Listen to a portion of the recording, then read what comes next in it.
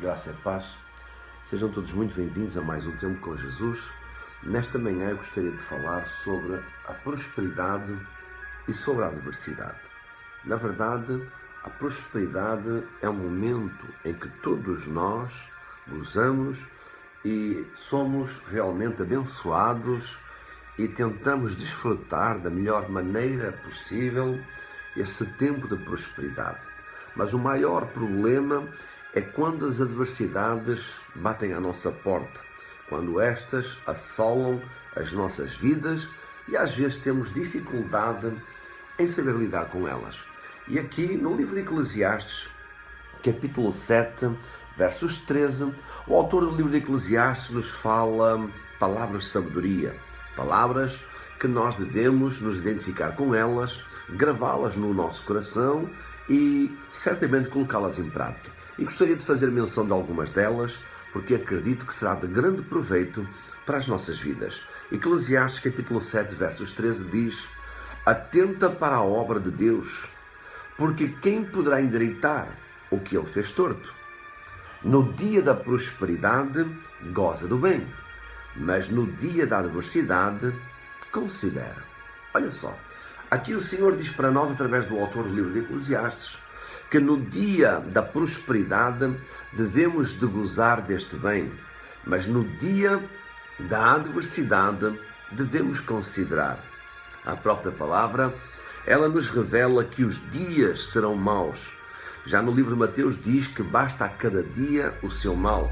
A palavra do Senhor diz que os dias são maus e o facto de nós sermos homens e mulheres, filhos e filhas de Deus, não significa que estamos imunes também às intempéries da vida, às adversidades, aos desertos, às pedradas, às calúnias e muitas outras situações que podem e irão certamente ocorrer na vida dos crentes, dos cristãos. Mas a palavra de Deus, esta nos ensina como agir em dias de adversidade. Em dias de adversidade, nós devemos nos resguardar no pavilhão oculto de Deus. Já o salmista diz: Senhor, no dia da adversidade, guarda-me no teu pavilhão oculto. É o que diz o Salmo 91. Aquele que habita no esconderijo do Altíssimo, à sombra do Onipotente descansará. Direi do Senhor: Ele é meu Deus, o meu refúgio, a minha fortaleza, e nele confiarei. O salmista Davi diz: ainda quando andasse pelo vale da sombra da morte, não temeria mal algum, porque a tua vara, o teu cajado me consola. Nós vemos aqui dias de adversidade, e então o que nós somos ensinados pelas Sagradas Escrituras é nos dias da adversidade nos resguardarmos em Deus, nos escondermos em Cristo, até que a calamidade, até que a tempestade possa passar e nós possamos ser levados novamente ao porto desejado, ao porto seguro, que nós possamos ser levados e transportados novamente à prosperidade. Mas agora eu quero te contar uma história muito breve, mas muito concisa e objetiva, quando nos mostramos frouxos no dia da adversidade. A palavra do Senhor diz em Provérbios, capítulo 24, versos 10, algo que nós temos que estar muito atentos. Se te mostrares frouxo no dia da angústia, a tua força será pequena. O maior problema na vida do cristão é quando não vigia. O maior problema na vida de um cristão é quando vai contar para o seu inimigo a sua frustração, o seu problema, a sua necessidade. Acabamos por ser roubados. Quantos servos e servas de Deus, quantos homens e mulheres de Deus foram contar desilusões, frustrações, desânimos, cansaços, a pessoas que aparentemente pareciam ser suas amigas, mas aproveitaram-se dessa fraqueza, aproveitaram-se dessa lacuna na sua vida para tentar usurpar de um direito que não lhes pertencia, aproveitaram essa fraqueza sua para roubar a sua bênção, para roubar aquilo que era seu. E a prova viva disso é o que nos diz as Sagradas Escrituras no livro de Gênesis, capítulo 25, versos 24 em diante, que nos fala de dois irmãos. É isso mesmo, nós estamos falando de dois irmãos, filhos do mesmo pai e da mesma mãe, Esaú e Jacó, filhos de Isaac e Rebeca. Estamos a falar num contexto familiar, onde aparentemente os dois irmãos deveriam dar-se bem, deveriam ser amigos um do outro, deveriam partilhar das mesmas emoções, dos mesmos sentimentos, que deveriam partilhar, amados, do mesmo amor, do mesmo afeto, da mesma visão. Mas nós vemos que neste seio familiar nada disso ocorria dessa forma. Nós vemos que o pai de Esaú amava mais Esaú, Isaac, porque este era varão de caça, era varão do campo. E nós vemos que a mulher de Isaac, Rebeca, amava mais a Jacó, porque Jacó saía mais ao lado de sua mãe, era um homem de viver nas tendas, era um homem pacífico. Então nós vemos dois gostos amados diferentes. Isaac gostava de Esaú, Rebeca gostava de Jacó.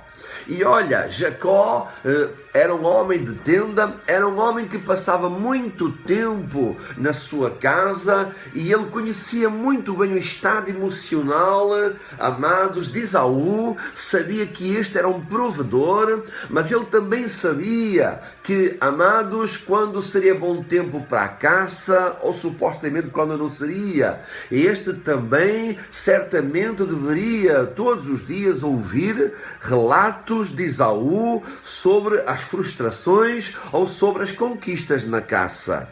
Mas lembra-te de algo, num determinado dia, aquele que era o provedor, aquele que trazia o mantimento para a casa dos seus pais, este não conseguiu suprir as necessidades da família.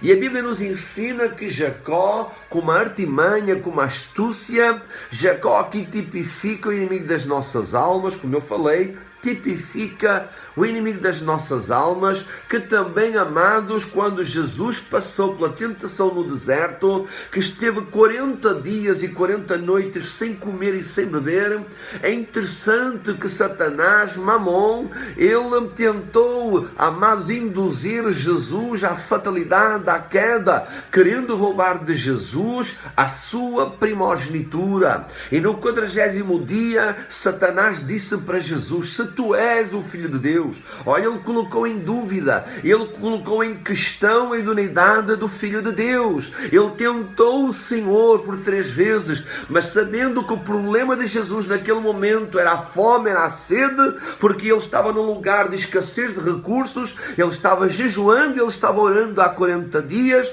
a Bíblia diz que ele teve fome. Então, no 40º dia, aqui Satanás tentou a Jesus e disse: diz a estas pedras que se transformem em pães. Mas Jesus revidou, ainda que num momento de fraqueza, ainda que num momento, amados, talvez de pouca lucidez, porque são 40 dias, mas ele na carne poderia estar fraco, mas no espírito ele estava forte. Ele retrucou com a palavra, ele disse: está escrito, nem só de pão viverá o homem, mas de toda a palavra que procede da boca de Deus. Nós vemos aqui que Jesus nos ensina que no momento, amados, de dificuldade, que no momento de angústia, que no momento de adversidade, que no momento, num dia mau, também pode ocorrer na vida do cidadão celestial. E o Senhor nos ensina a nós estarmos firmados nas promessas. O Senhor nos ensina a não nos deixarmos levar pela carne,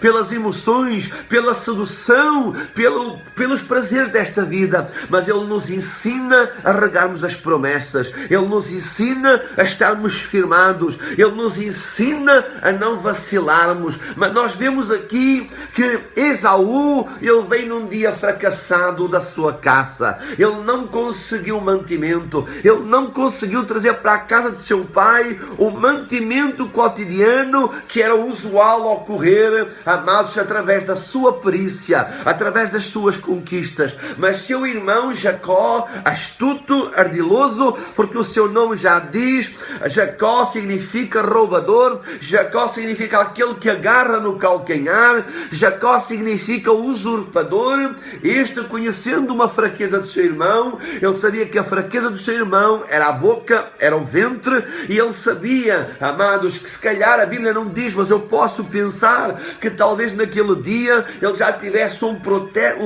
projeto arquitetado, talvez até pode ter feito uma oração contrária, coisa que não deve de acontecer na vida do cristão, mas a Bíblia diz que ele era roubador, usurpador, amados, e como falei, volto a referir, Jacó tipifica o inimigo das nossas almas, tentando roubar as promessas, tentando roubar as primogenitura das nossas vidas, assim como fez na vida de Esaú.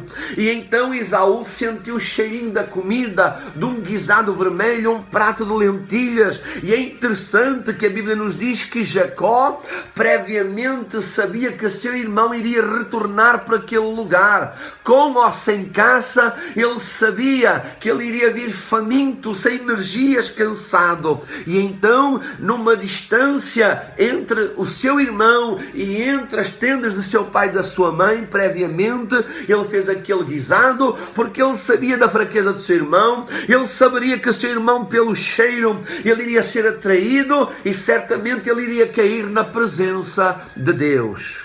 Quantos de nós no momento de provação, quantos de nós no momento de adversidade somos tentados e vendemos a nossa primogenitura, vendemos as promessas por um simples prato de lentilhas?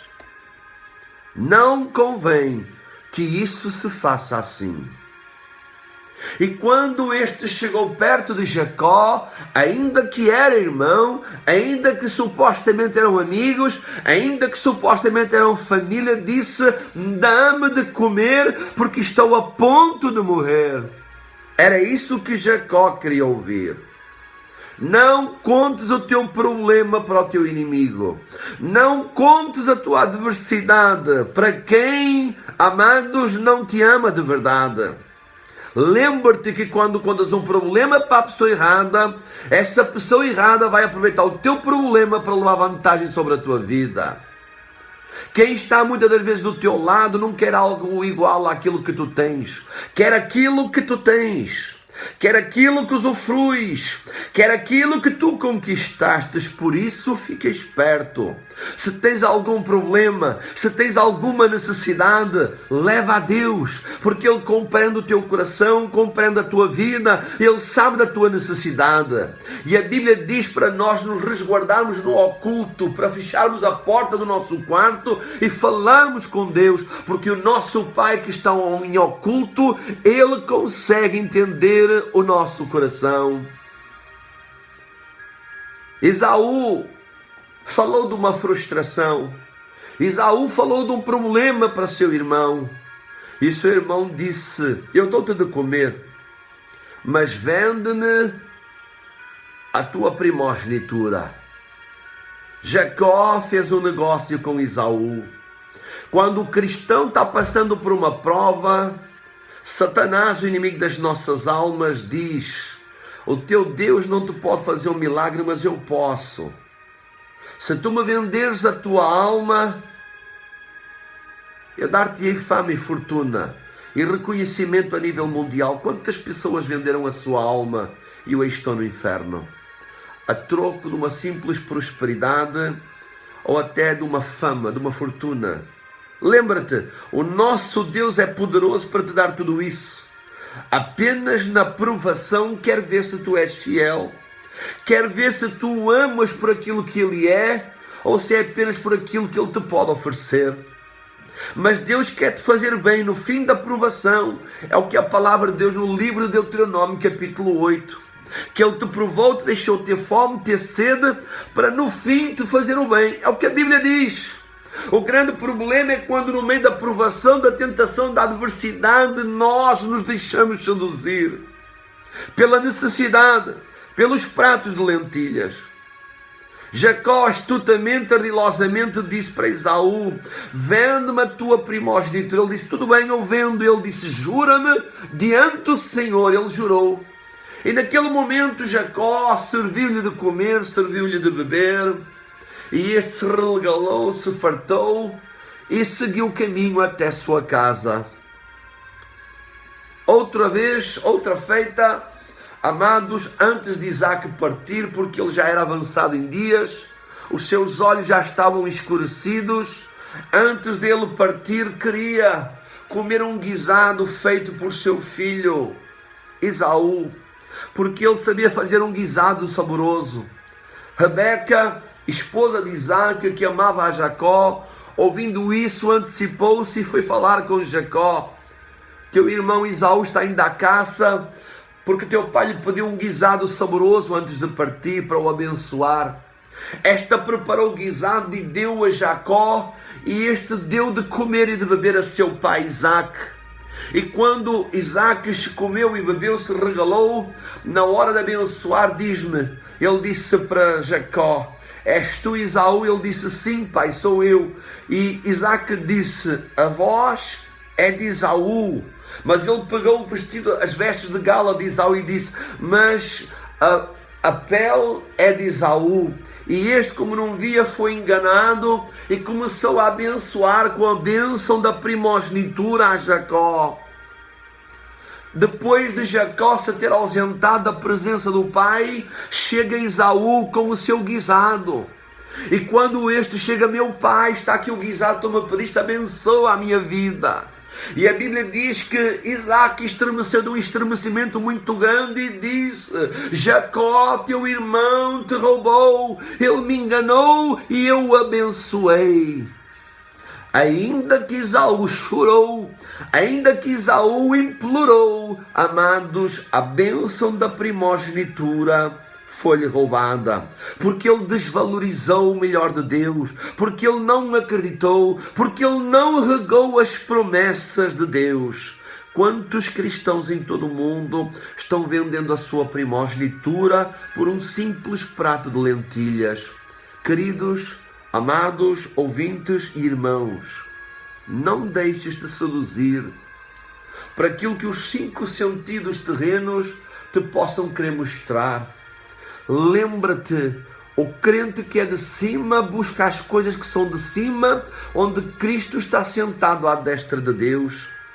Não te deixes enganar, se é fiel, se estás na provação, deixa Deus ser Deus, glorifica a Deus, não murmura, não conta o teu problema, fala para Deus apenas. Lembra-te que o inimigo da nossa alma apenas te quer fazer o mal.